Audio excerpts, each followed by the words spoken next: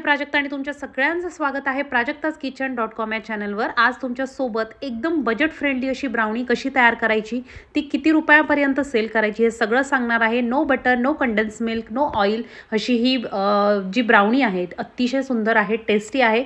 कशी तयार करायची हे तुमच्यासोबत शेअर करणारच आहे। चॅनलवर नवीन असाल तर सबस्क्राइब करून ठेवा, कारण असे छान छान व्हिडिओ नेहमीच तुम्हाला बघायला मिळतात। आणि व्हिडिओ आवडला तर लाईक नक्की करा। रेसिपी ट्राय करून तुमच्या जो फीडबॅक आहे तो कमेंट सेक्शनमध्ये टाकायला विसरू नका। तर सगळ्यात आधी इथे मी घेतलेला आहे 100 ग्रॅम डार्क चॉकलेट आणि त्याला मी मेल्ट करून घेतलेला आहे। सगळे इन्ग्रेडियंट लिस्ट डिस्क्रिप्शन बॉक्समध्ये दिलेली आहे। सो 100 ग्रॅम चॉकलेट घेतलेला आहे आणि त्याला छान असं पूर्ण लम्स फ्री होईपर्यंत मेल्ट करून घ्यायचं आहे।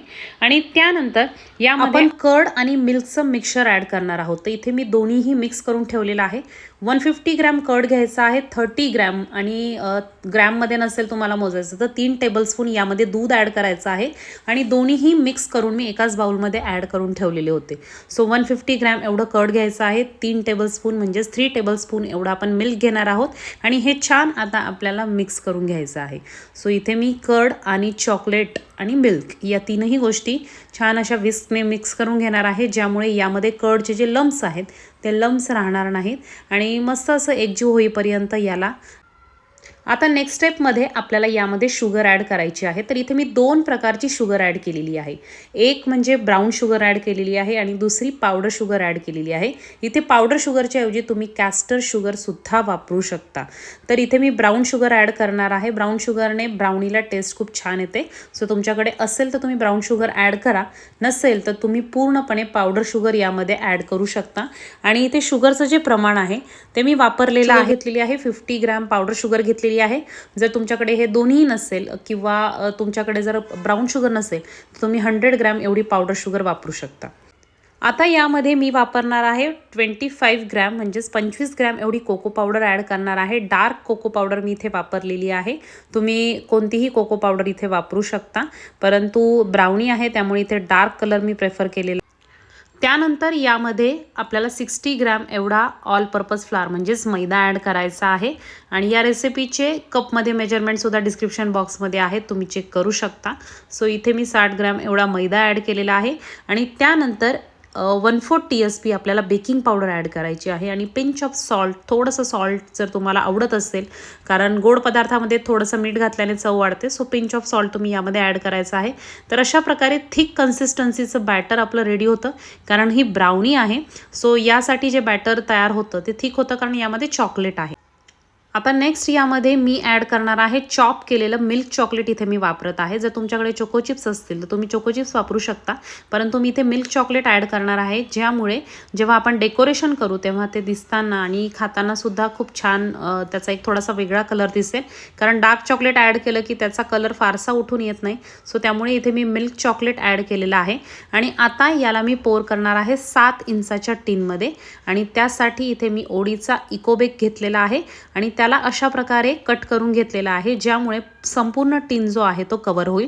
कारण जेव्हा आपण ब्राउनी करत असतो तेव्हा संपूर्ण टिन आपला कवर झालेला असावा, नाहीतर ब्राउनी काढताना बऱ्याच वेळा ती स्टिक होण्याची शक्यता असते।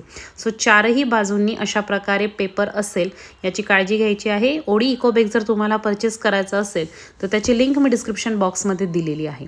सो आता हे संपूर्ण बॅटर आपल्याला पोर करायचं आहे 7 इंचाच्या टिनमध्ये आणि याला मी आता बेक करणार आहे 180 डिग्रीला। आणि जर तुम्ही OTGमध्ये बेक करत असाल तर दोन्ही कॉईल ऑन ठेवायचे आहेत।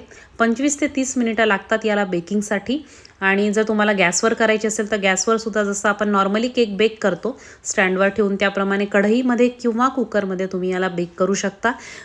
टायमिंग ऑलमोस्ट सेम लागतो, गॅसवर थोडासा 5 मिनिटाचा फरक पडू शकतो, 25 ते 30 मिनिटं कमी जास्त लागू शकतात। तर अशा प्रकारे थोडासा थिक बॅटर असतो हा, परंतु याची जी ब्राउनी होते ती अतिशय टेस्टी होते। नक्की ट्राय करा तुम्ही। या ब्राउनीमध्ये जर तुम्ही बघितलं असेल तर आपण बटर आणि ऑइल वापरलेलं नाही आहे, कारण आपण बजेट फ्रेंडली 100 रुपीजमध्ये तयार होणारी ब्राउनी तयार करत होतो। तर अशा प्रकारे याला आता मी बेक करायला ठेवणार आहे। डेकोरेशनसाठी पुन्हा एकदा मिल्क चॉकलेट मी वरच्या बाजूने अशा प्रकारे चॉप करून वापरलेला आहे। इथे तुम्ही चोको चिप्सचा वापर करू शकता, वॉलनट्स वापरू शकता किंवा हा पार्ट टोटली स्किप करू शकता। तर आता हे सगळं मी स्प्रेड करून घेणार आहे आणि थोडंसं टॅप करून याला आता मी बेकिंगसाठी ठेवणार आहे 180 डिग्रीला. साधारणतः 25 ते 30 मिनिटं दोन्ही कॉईल ऑन ठेवणार आहे. तर साधारणतः 30 मिनिटानंतर इथे ही जी ब्राउनी आहे ती तयार झालेली आहे. आता याला 9 पीसेसमध्ये कट करून मी घेणार आहे. ब्राउनीची जी हाईट असते साधारणतः एवढीच असते. सो अशा प्रकारे ब्राउनी जी आहे ती कट करून घ्यायची आहे आणि 9 पीसेसमध्ये मी याला कट करून घेणार आहे.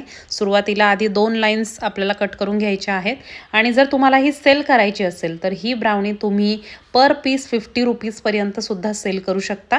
आणि बऱ्याच वेळा ब्राउनी जी आहे ती मार्केटमध्ये खूप महाग मिळते, 80, 90, 100 रुपये पर पीस मिळतो. परंतु ही बजेट फ्रेंडली आपली ब्राउनी आहे आणि टेस्ट तशीच लागते जशी आपण नॉर्मली खूप सारे इन्ग्रेडियंट ॲड करून करतो. तर अशा प्रकारे एकदम बजेट फ्रेंडली 100 रुपीजमध्ये आपली ब्राउनी रेडी झालेली आहे. सगळे इन्ग्रेडियंट्स मेजरमेंट जे आहेत ग्रॅममध्ये आणि कपमध्ये तुम्हाला डिस्क्रिप्शन बॉक्समध्ये मी दिलेले आहेत. त्याचे एक्सपेन्सेससुद्धा दिलेले आहेत. सो नक्की चेक करा. तर अशा प्रकारे ही तयार झालेली आहे आपली ब्राउनी.